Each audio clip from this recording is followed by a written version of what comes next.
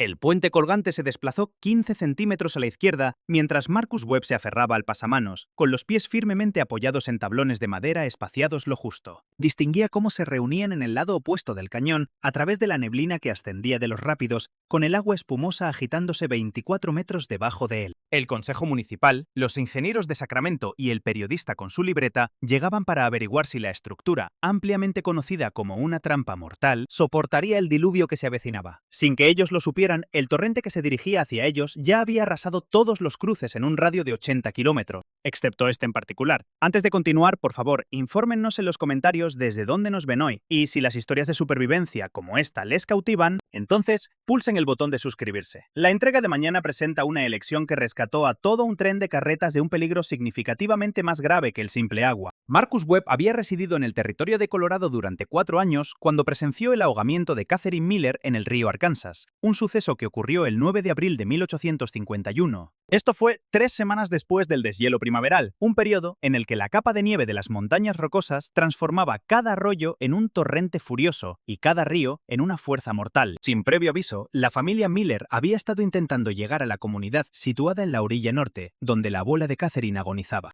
Habían pasado 2 días esperando una disminución del nivel del agua, pero no había bajado. Thomas Miller, el padre de Catherine, concluyó que ya no podían demorarse. Marcus, mientras tanto, había estado revisando sus trampas. Aproximadamente 180 metros río arriba, oyó gritos. Corrió hacia el ruido, llegando a la orilla justo cuando vio la balsa. 6 troncos atados con cuerda. Esta era la misma construcción que multitud de familias habían empleado con éxito en aguas tranquilas, ahora ladeándose en la rápida corriente.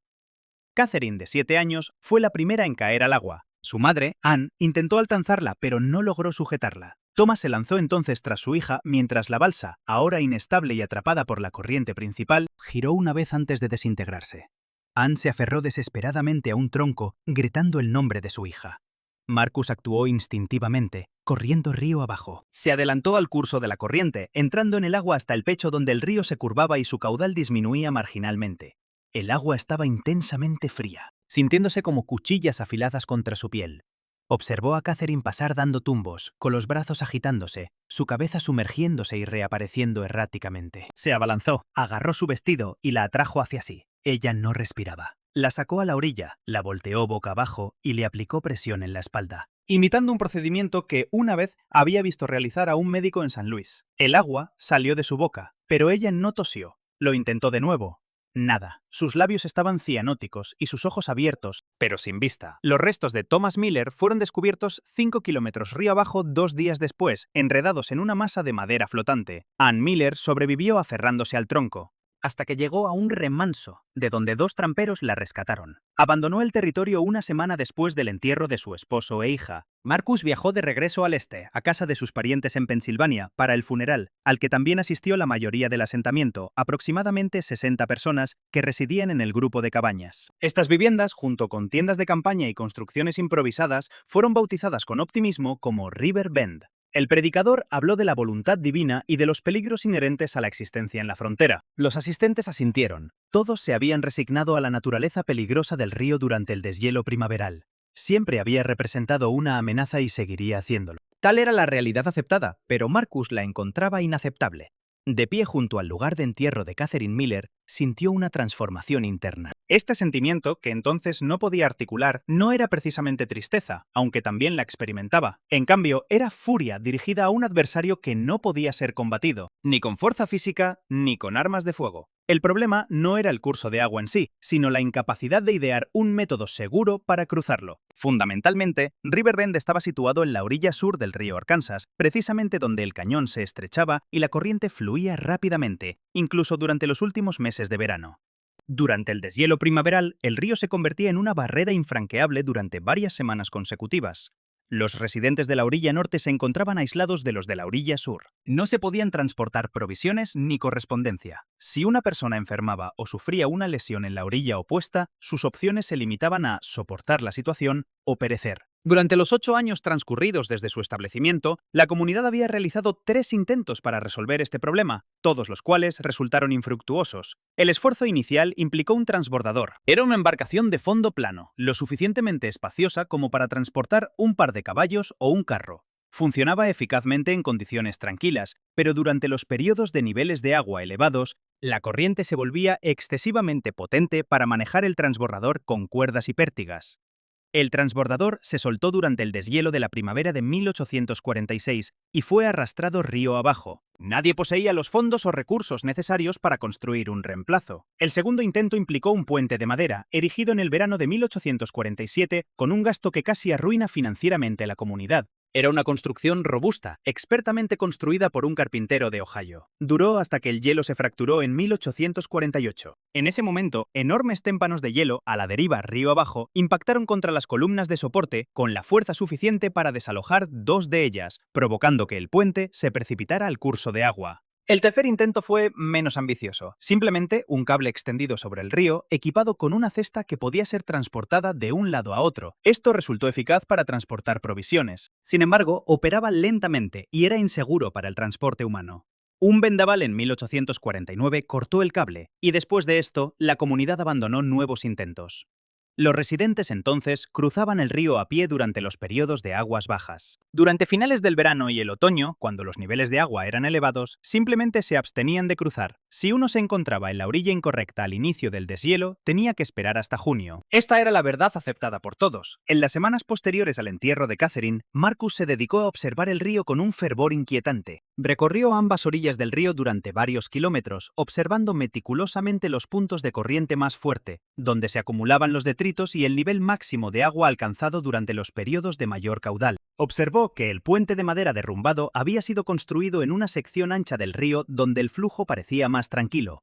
Sin embargo, durante los periodos de crecida, esa área expansiva se estrechaba en el desfiladero río abajo, generando una inmensa presión que había superado las columnas de soporte. También observó que el hielo, durante el deshielo, se movía en bloques de varios metros cúbicos, poseyendo suficiente poder para demoler cualquier cosa directamente en su trayectoria. Conversó con residentes ancianos que relataron historias de otros puentes que se habían derrumbado. Una estructura había sido erigida demasiado cerca del nivel del agua y fue sumergida por las inundaciones. Otra vio sus cimientos debilitados cuando el curso de agua alteró su camino y causó la erosión de la orilla del río. Si bien cada relato presentaba una razón distinta para el fallo, el tema recurrente era evidente. Construcciones robustas que intentaban resistir la fuerza del río finalmente sucumbían. El río poseía un poder excesivo. Era excesivamente impredecible y explotaba fácilmente cualquier vulnerabilidad. Marcus comprendió que para resolver este desafío tenía que dejar de ajustarse al pensamiento convencional. Su objetivo era construir algo que no se opusiera al río de ninguna manera. Marcus partió de River Bend a principios de junio, acompañado de un animal de carga y provisiones para una quincena,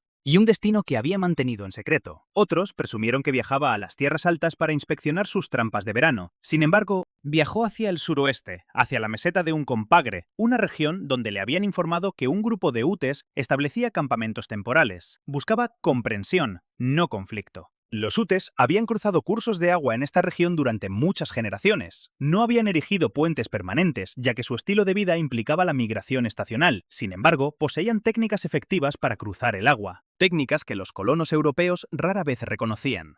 Marcus localizó su campamento el tercer día. Un grupo de viviendas de piel situadas junto a un arroyo que desembocaba en el río Gunnison. Avanzó deliberadamente, con las manos claramente visibles y las armas de fuego a la espalda.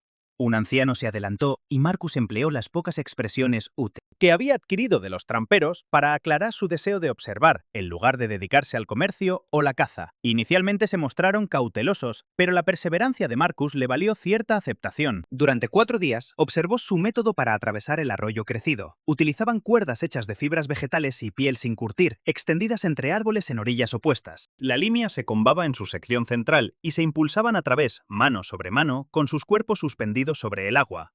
Carecía de gracia, pero resultó eficaz. Crucialmente, el cable cedía al flujo del agua. Cuando era golpeado por detritos, la flexibilidad que habría constituido un defecto en una construcción rígida era, en este caso, una ventaja. La cuerda absorbía la fuerza del impacto en lugar de fracturarse bajo ella.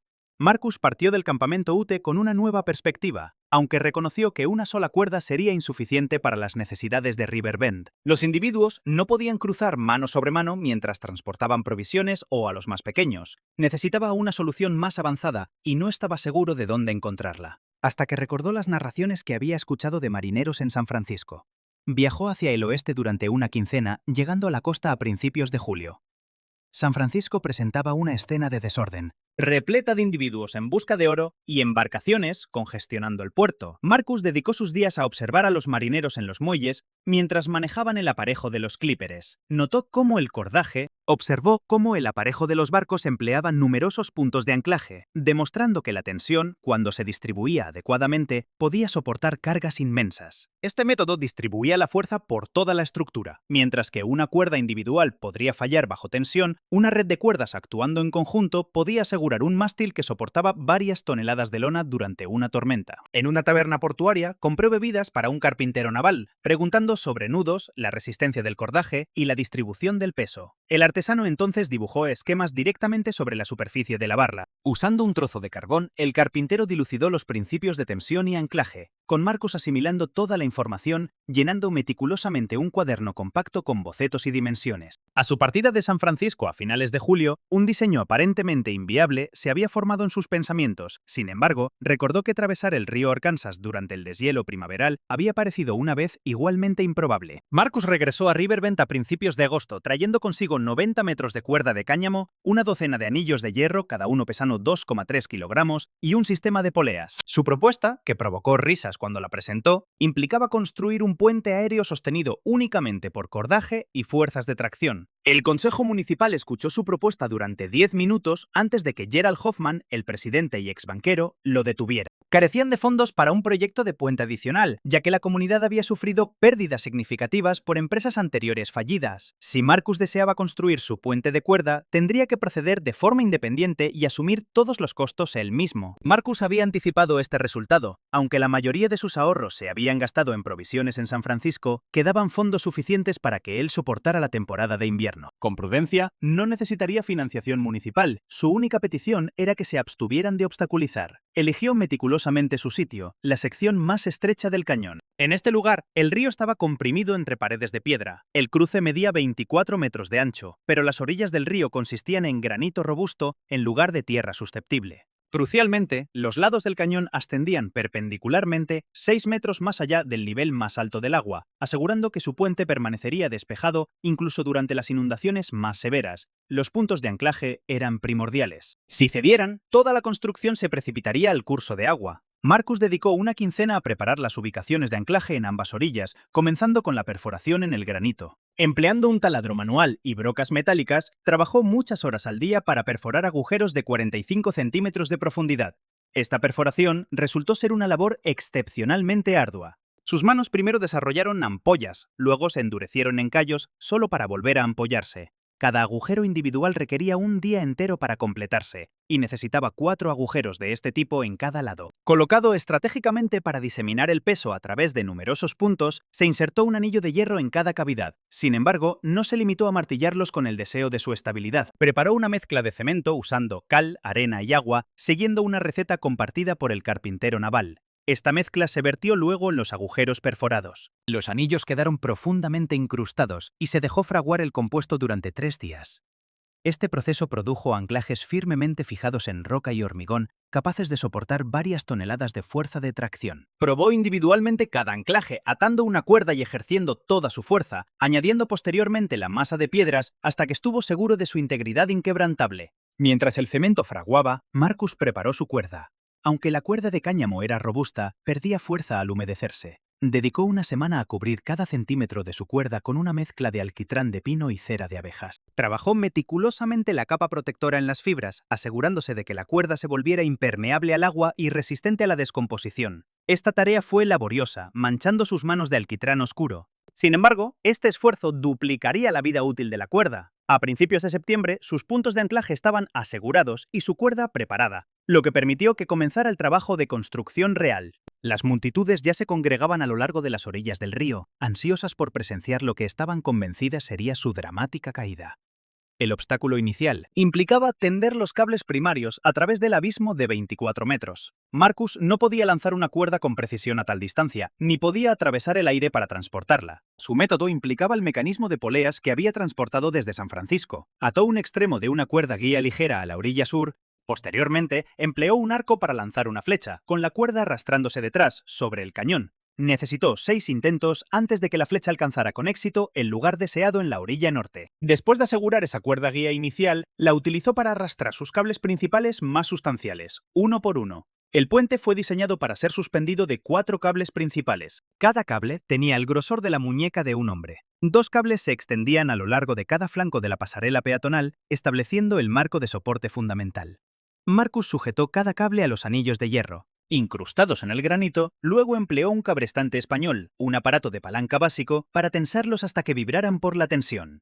Los cables exhibían una comba en su sección central, creando un arco sutil sobre el tramo. Esta curvatura fue deliberada, aseguró una distribución uniforme del peso e impartió resiliencia a la estructura, permitiéndole balancearse con el viento y absorber impactos. Después de esto, se instaló la superficie para caminar. Marcus fabricó tablones de troncos de pino, con cada tablón midiendo 0,9 metros de largo y 20 centímetros de ancho. Sin embargo, no los dispuso adyacentemente, como es costumbre para la cubierta de un puente. En cambio, los colocó con 15 centímetros de separación, formando espacios, lo que horrorizó a los espectadores que se habían reunido para observar. Los individuos podían mirar directamente a través de la cubierta hacia las turbulentas aguas de abajo. Marcus ignoró sus objeciones. Estas aberturas cumplían varias funciones. En primer lugar, disminuían sustancialmente la masa total, reduciendo así la tensión en los cables. En segundo lugar, permitían que el viento fluyera libremente, en lugar de ejercer presión contra una superficie continua. Fundamentalmente, facilitaban el paso de escombros y agua durante eventos de crecidas, evitando la acumulación de resistencia.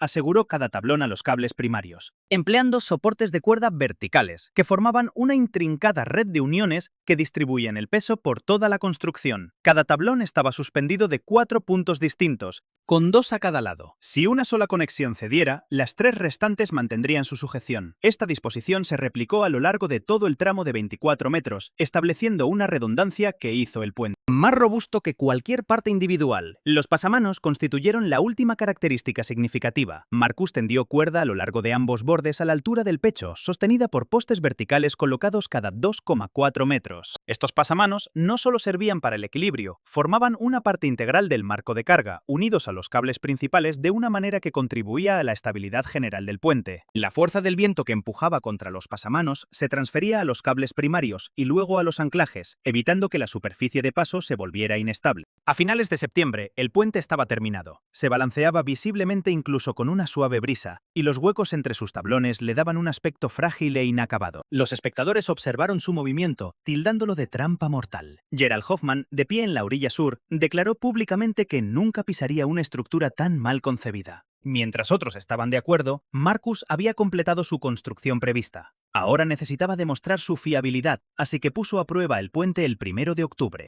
Con solo un trampero llamado Ben Sawyer, que había acampado cerca para observar la construcción, como su único testigo, Marcus se dirigió al punto medio del tramo, su masa haciendo que el puente se hundiera y ondulara bajo él. Saltó intencionadamente 2 veces, forzando deliberadamente la estructura. El puente absorbió el impacto con movimiento, luego volvió a su suave curva. Ben observaba desde la orilla del río. Al regreso de Marcus, Ben negó con la cabeza, comentando que era el individuo más valiente o el más tonto de la región. Durante la semana siguiente, Marcus llevó a cabo evaluaciones metódicas. Transportó sacos de harina de 45 kilogramos, primero 1 a la vez, luego 2. Guió a su mula, cuyos cascos repiqueteaban en los tablones espaciados. Inicialmente, la mula dudó, sintiendo el movimiento bajo sus patas, pero Marcus la animó a avanzar y el puente se mantuvo firme. Extendió una invitación para que cualquiera lo cruzara, de forma gratuita. Nadie aceptó la oferta de probarlo gratis. La notable oscilación, los huecos en la cubierta y la forma en que toda la construcción se movía con el viento parecían incorrectos para personas acostumbradas a estructuras robustas, de madera. En noviembre, el ayuntamiento autorizó la construcción de un nuevo puente de madera 1,6 kilómetros río abajo en una sección más ancha del río, donde la corriente parecía menos formidable. Contrataron a 2 carpinteros de Denver experimentados en la construcción de puentes. La obra costó a la comunidad $800. Financiado por contribuciones de comerciantes locales y un préstamo de un banco de Colorado Springs, el puente de madera tardó 6 semanas en erigirse. Era robusto, estable y tranquilizadoramente estático al inaugurarse a finales de diciembre. Se celebró una fiesta y casi todos en River Bend lo cruzaron ese día inaugural, maravillados por su percibida solidez, en contraste con la estructura de cuerda de Marcus río arriba. Marcus no asistió a las festividades. Pasó los meses de invierno manteniendo su puente y utilizándolo a diario, para inspeccionar sus trampas en ambas orillas del río. Algunas otras personas comenzaron a usarlo regularmente. Un trampero que residía al norte del río, una viuda llamada Sarah Chen, quien encontró el puente de cuerda más accesible a su vivienda que el puente de madera, y sorprendentemente, un grupo de jóvenes que percibieron la plataforma oscilante como una aventura. Sus padres los reprendieron y les prohibieron usar el puente de cuerda, pero los niños frecuentemente ignoraban estas advertencias cuando los adultos no los observaban. El invierno trajo condiciones de congelación y ambos puentes se enfrentaron a su primer desafío significativo. El río Arkansas se congeló parcialmente, con una gruesa capa de hielo acumulándose a lo largo de sus orillas, mientras que láminas más delgadas flotaban en la corriente principal. A medida que la temperatura fluctuaba, fragmentos de hielo se desprendían y flotaban río abajo, causando daños al puente de madera. Cuando un fragmento sustancial de hielo golpeó una de las columnas de soporte, provocando que se agrietara, las reparaciones se llevaron a cabo en enero. El puente de Marcus también sufrió impactos de hielo, pero su construcción de cuerda flexible absorbió estas fuerzas. El puente se balanceaba lateralmente al impactar, luego volvía a su posición central, sin sufrir daños. Para marzo, la acumulación de nieve en las regiones elevadas superó todos los recuerdos anteriores. Los residentes de larga data, que habían vivido en la zona durante 2 décadas, lo compararon con las condiciones de 1846. El año del Gran Diluvio, 1846. El 7 de abril de 1852, corrientes de aire cálido llegaron 3 días antes de lo previsto, trayendo temperaturas que superaron los 20 grados Celsius. Alrededor del mediodía, Marcus observó el nivel creciente del río Arkansas desde su terraplén. El agua ya había mantenido un caudal elevado durante 7 días. Aunque típicamente sostenido por el deshielo primaveral habitual, el aumento abrupto de la calidez intensificó el proceso. Al anochecer, el nivel del río había aumentado 15 centímetros y al amanecer siguiente había ascendido otros 30 centímetros. El sonido del río se transformó de su murmullo habitual a un rugido profundo, perceptible desde una distancia de aproximadamente 400 metros.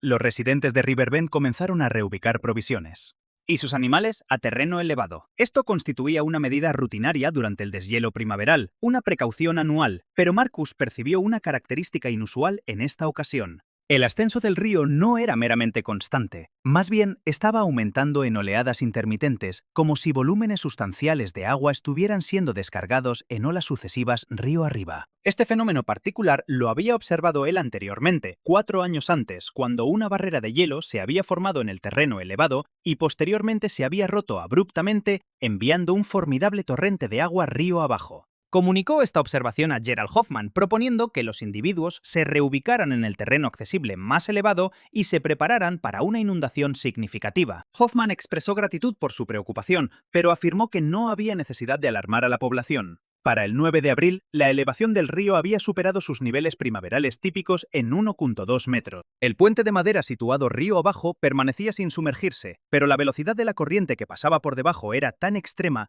que nadie se aventuró a cruzarlo. Escombros, incluyendo árboles enteros, secciones de viviendas de comunidades río arriba, junto con los restos de un alce, pasaron a toda velocidad por los soportes del puente con suficiente impulso para hacer vibrar la estructura. Marcus observó esto desde su puente colgante, el cual estaba suspendido a 6 metros sobre el flujo del agua, permaneciendo imperturbable y estático, aparte de los efectos del viento. Varias personas habían subido a la orilla sur del río para observar el curso de agua, y él escuchó sus bromas, con ansiedad respecto a la estabilidad del puente de madera. Nadie se burlaba ya de su puente. De hecho, estaba completamente ausente de sus pensamientos. Esa noche, Marcus no pudo conciliar el sueño. La presencia del río era audible desde el interior de su vivienda, asemejándose a un incesante trueno. Cerca de la medianoche, se vistió y se dirigió a la orilla del río. La fase lunar se acercaba a su plena iluminación. Tenía una vista clara del río. Su nivel ahora estaba elevado más allá de cualquier observación anterior, acercándose a 60 centímetros de la superficie del puente de madera.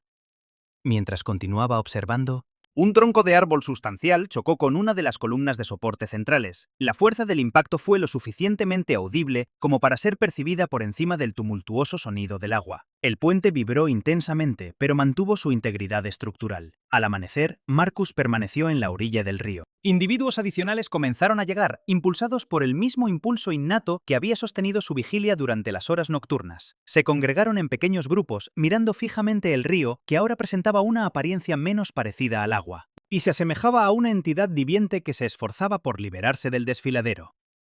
A media mañana, la superficie del puente de madera estaba sumergida y al mediodía, sus columnas de soporte estaban cediendo, debido a la fuerza del flujo de agua y los escombros acumulados. A las 15 de la mañana, la sección central cedió. El ruido fue similar al de un disparo, abrupto y definitivo, seguido por el impacto de la madera golpeando el agua. El puente había desaparecido. El diluvio se intensificó una vez que el puente de madera se derrumbó, sin ningún impedimento que obstaculizara los escombros. Enormes troncos y árboles, arrancados del suelo, se precipitaron río abajo como máquinas de asedio, impactando las orillas del río y erosionando la tierra. Al anochecer del 10 de abril, el nivel del agua había ascendido 0,9 metros adicionales. Ahora se encontraba 2,4 metros por encima de los niveles típicos de primavera, una altura sin precedentes en la historia registrada. Marcus reubicó sus provisiones en el estante más alto de su vivienda, preparándose para la posible necesidad de evacuarla por completo. La comunidad de Riverbend estaba situada en una terraza de tierra que ascendía suavemente desde la orilla del río. La primera línea de viviendas y edificios estaban posicionados aproximadamente 4,5 metros por encima de los niveles de agua estándar, una altura consistentemente considerada segura. Al anochecer, el agua ya estaba llegando a las bases de esas estructuras. Los residentes comenzaron su evacuación a terrenos elevados, transportando lo que pudieron y dejando atrás el resto. Marcus ofreció ayuda siempre que fue posible, reubicando familias y sus posesiones en cabañas, situadas a mayor distancia del curso de agua. Cerca de la medianoche, el ambiente auditivo cambió. En lugar del constante estruendo que casi se había desvanecido en sonido ambiental, un temblor más profundo e intenso emanaba de lo que parecía ser río arriba. Marcus corrió a la orilla del río y lo observó bajo el resplandor lunar. Una crecida, posiblemente 1,2 metros más alta que el río ya crecido, avanzaba río abajo como una barrera. Golpeó la comunidad con el impacto de un objeto sólido. La primera línea de viviendas no solo se inundó, se desintegró. Las paredes se derrumbaron, los techos fueron arrancados y arrastrados y construcciones enteras se fragmentaron y desaparecieron en el flujo. Los individuos gritaban y huían. Marcus agarró a una mujer paralizada por el terror y la guió hacia terreno elevado. La crecida retrocedió en menos de 60 segundos, pero a su paso, el río mantuvo su nuevo nivel elevado. Cabañas adicionales quedaron sumergidas y un granero cedió, liberando animales de granja a la corriente. Una instalación de almacenamiento, que contenía las provisiones de emergencia de la comunidad, fue arrancada de su base y arrastrada. Al amanecer del 11 de abril, Riverbend, en esencia, había dejado de funcionar como una habitación viable. 47 individuos habían alcanzado la seguridad elevada en la orilla sur. Otros 36 quedaron varados en la orilla norte, aislados tras el colapso del puente de madera. Entre ellos fluía un río demasiado turbulento para cruzar a pie, demasiado ancho para tender una cuerda, y excesivamente peligroso para cualquier intento de balsa. Los individuos en orillas opuestas podían observarse a través de la extensión de agua, pero estaban tan divididos como si los separaran 160 kilómetros. Las provisiones escaseaban en ambos lados, los heridos requerían atención médica y los niños se habían separado de sus tutores. Gerald Hoffman estaba en la orilla sur al amanecer. Mientras observaba las ruinas del pueblo, que él mismo había ayudado a construir, alguien mencionó la ubicación del transbordador, 3,2 kilómetros río abajo. Hoffman lo negó, indicando que el transbordador había desaparecido. Arrastrado por la primera ola, otro individuo propuso esperar hasta que el agua bajara. Hoffman observó el río, que seguía creciendo, y afirmó que no tenían tiempo para detenerse. Posteriormente, Ben Sawyer, el cazador de pieles que había visto a Marcus construir su puente, señaló río arriba a través de la niebla matutina, apenas visible contra las paredes rocosas del cañón. El puente de cuerda de Marcus permanecía tendido sobre el abismo, intacto y listo para ser usado. Marcus llegó a su puente al amanecer del 12 de abril. La estructura de cuerdas estaba exactamente como la había dejado. Oscilando suavemente con el viento canalizado a través del cañón, el agua de abajo había subido hasta 3,6 metros de la plataforma, una proximidad mayor de lo que había esperado. Aunque transparente, escombros fluían rápidamente por debajo del puente, troncos, fragmentos estructurales y objetos que no podía distinguir en la corriente veloz. La estructura no había sufrido ningún impacto. El puente solo había cedido al viento y seguía listo. Gerald Hoffman llegó al lugar una hora después con 15 individuos de la orilla sur, posicionándose al borde del cañón. Observando el puente de cuerda oscilante con aprensión no disimulada, Hoffman preguntó a Marcus si aguantaría. Marcus afirmó que había resistido el hielo invernal y los vendavales de primavera. Ahora se mantendría estable. Hoffman inspeccionó los espacios entre las tablas, el agua visible a través de la plataforma y la forma en que toda la construcción se movía. Preguntó cuántas personas creía Marcus que podrían cruzar con seguridad. Marcus afirmó que lo había sometido a 363 kilogramos de peso. Una persona podía cruzar. Quizás 2 simultáneamente, con precaución, pero no más. La primera persona en cruzar fue Sarah Chen, la mujer afligida que había utilizado el puente durante todo el invierno. Subió a la plataforma sin dudar, agarrándose a los pasamanos y avanzando con firmeza a través de los 24.4 metros de extensión. El puente se hundió bajo su peso y osciló con su movimiento, pero llegó a la orilla norte en menos de 2 minutos. La gente de ambos lados observó en silencio cuando Sarah hizo una señal desde la orilla opuesta. Un individuo en la orilla sur exhaló audiblemente, un aliento que había contenido inconscientemente. Marcus coordinó meticulosamente los cruces, una persona a la vez. Con intervalos de 5 minutos entre cada cruce, para permitir que el puente se estabilizara, se colocó en el extremo sur, ofreciendo orientación y asegurando la comprensión. ¿Cómo adaptarse a la oscilación del puente en lugar de resistirla? Los niños pasaron primero, seguidos por las mujeres, luego los hombres heridos que necesitaban ayuda en el otro lado. Algunos individuos cruzaron rápidamente, con la mirada fija al frente. Otros avanzaron con cautela, agarrando el pasamanos con tanta fuerza que sus nudillos se pusieron blancos. Un hombre llegó a la mitad antes de quedar paralizado por el miedo. Marcus se acercó a él, hablándole suavemente, hasta que el hombre pudo reanudar el movimiento. Los cruces persistieron durante el 12 y 13 de abril. Individuos de la orilla norte cruzaron hacia el sur, mientras que los de la orilla sur cruzaron hacia el norte para reunirse con sus familiares. Las provisiones fueron transportadas en paquetes atados con cuerda. Un médico cruzó al lado norte para atender las heridas. Al finalizar el 14 de abril, 43 individuos habían cruzado el puente de Marcus, llegando a un lugar seguro o reuniéndose.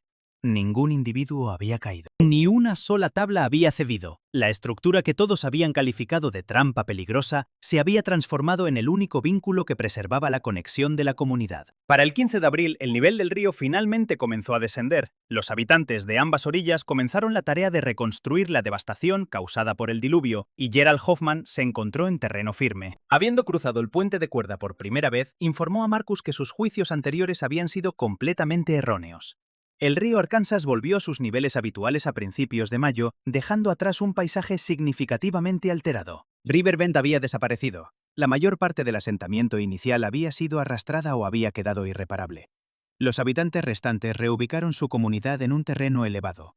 Estableciéndose en una meseta situada a 12,2 metros sobre el río, bautizaron la nueva comunidad como New River Bend, y su construcción inaugural fue un puente de cuerda suspendido. Esta estructura unía el asentamiento con la orilla norte del río, concebida por Marcus Webb y erigida con el esfuerzo colectivo de todos los que habían cruzado su tramo inicial. En medio del diluvio, la noticia de la resistencia del puente se difundió rápidamente por todo el territorio de Colorado. Los buscadores que operaban en yacimientos lejanos en las regiones montañosas pronto se enteraron de su existencia. Los pioneros que viajaban hacia el oeste por caminos recién abiertos preguntaron por él, e ingenieros de Denver y Colorado Springs viajaron para verlo de primera mano. Cruzaron la plataforma oscilante, inspeccionaron los puntos de anclaje incrustados en el granito y analizaron la distribución del peso a través de numerosos cables. Algunos registraron dimensiones, mientras que otros hicieron dibujos. Cada uno de ellos reconoció que Marcus había resuelto un problema que había cobrado vidas y devastado infraestructuras durante un periodo prolongado. Durante el periodo de 3 años siguiente, puentes de cuerda suspendidos comenzaron a surgir por toda la frontera. Un asentamiento minero en las montañas de San Juan construyó uno que cruzaba un abismo, que había sido responsable de 5 muertes en 2 años. Una comunidad en Wyoming erigió uno sobre el río North Platte, empleando la disposición específica de Marcus para las tablas del tablero, y su técnica para hacer que la cuerda fuera impermeable al agua. El ejército de los Estados Unidos contrató a Marcus en 1854 para asesorar en una iniciativa de puente en Fort Laramie, donde dedicó 2 meses a instruir a los soldados en sus metodologías. Rechazó cualquier remuneración más allá de las provisiones fundamentales. Cuando los oficiales militares insistieron en recompensarlo, simplemente pidió que difundieran los conocimientos adquiridos a cualquiera que los necesitara. Marcus ni patentó su diseño, ni buscó obtener ganancias económicas de él. Cuando se le preguntó por sus razones, relató la historia de Catherine Miller. Afirmó que los avances derivados de la desgracia no eran propiedad de un solo individuo, más bien pertenecían a todos los que potencialmente podrían evitar un destino similar. Mientras algunos comprendían, otros lo consideraban necio por renunciar a algo de valor. A Marcus le eran indiferentes sus puntos de vista. Su preocupación era que menos individuos perecieran en las vías fluviales, que ahora podían cruzarse sin peligro. El puente inicial permaneció operativo durante 23 años, finalmente fue reemplazado en 1875, no por fallas estructurales, sino porque la comunidad se había expandido lo suficiente como para requerir un paso más amplio capaz de acomodar el tráfico vehicular. El nuevo tramo fue construido siguiendo los conceptos fundamentales de Marcus, a saber, su construcción adaptable, numerosos puntos de anclaje y distribución del peso a través de enlaces redundantes. Cuando el antiguo puente de cuerda fue desmantelado, varias personas solicitaron quedarse con partes de él. La cuerda de cáñamo, que permanecía impermeabilizada con alquitrán de pino, había resistido robustamente durante más de 2 décadas. Marcus Webb falleció en 1879 a los 56 años, habiendo dedicado sus últimos años a instruir a constructores más jóvenes en los métodos de construcción de puentes colgantes. Su lugar de entierro estaba en la meseta con vistas a New River Bend, un lugar desde el cual su puente inicial era visible. Su lápida no contenía ninguna referencia a la ingeniería o al trabajo pionero. En cambio, simplemente afirmaba que construyó lo que se necesitaba. A lo largo de la frontera de las montañas rocosas, dentro de sus numerosos cañones y barrancos,